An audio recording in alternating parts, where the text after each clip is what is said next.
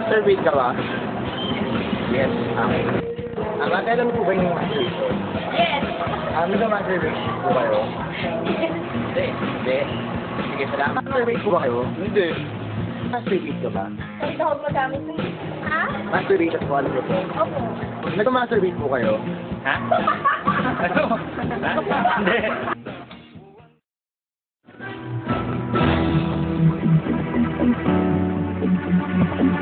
Mga bansang konservatibo ang pinagis ng kultura, gaya ng ating bansa.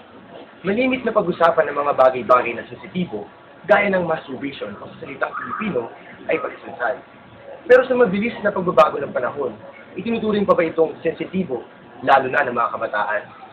Magandang araw sa inyong lahat. Ako po si PJ Rugo. Samahan niyo ang aming grupo upang pakinggan ang boses ng kabataan at ang iba't ibang pananaw ng ating lipunan sa binansagan ng ilan, pagmamariampalan o pag-osing dalili. Sinasabing ang masturbation ay maraming pisikal at psikolohiyal na benepisyo. Nakakatulong raw itong magtanggal ng stress at depression. Ito raw ay natural na panlunas sa sakit na insomnia at ang iba na may itinuturing itong cardiovascular na ehersisyo. At noong taong 2003, ang Cancer Council ng bansang Australia ay nagsagawa ng pag-aaral at napatunayan ng madalas na pagmamasturbate sa mga lalaki ay nakakatulong tigilan ang pagkalat at pagkakaroon ng prostate cancer.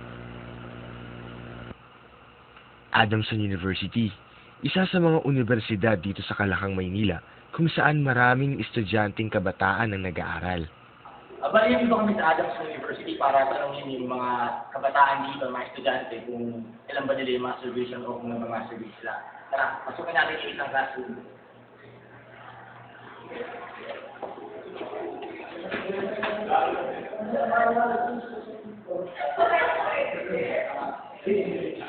Pwede mo magtanong?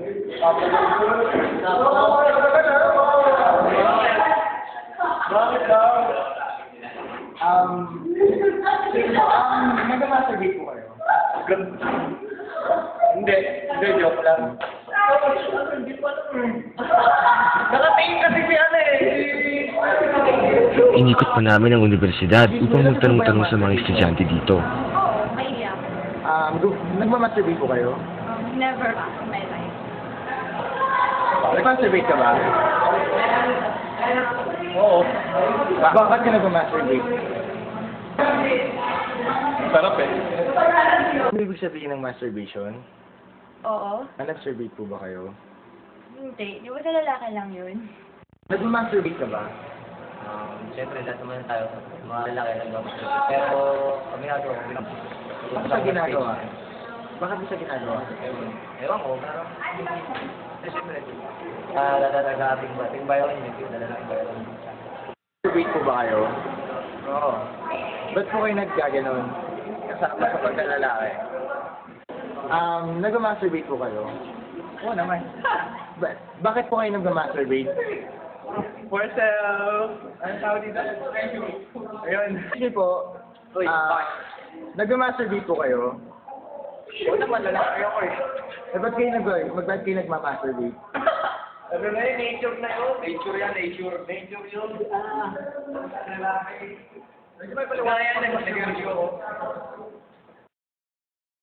Tinungo namin ang tanggapan ni Ginang Alice Kilikot, nagmamasters ng Family Life and Child Development, upang tanungin ang kanyang opinion niyo about masturbation?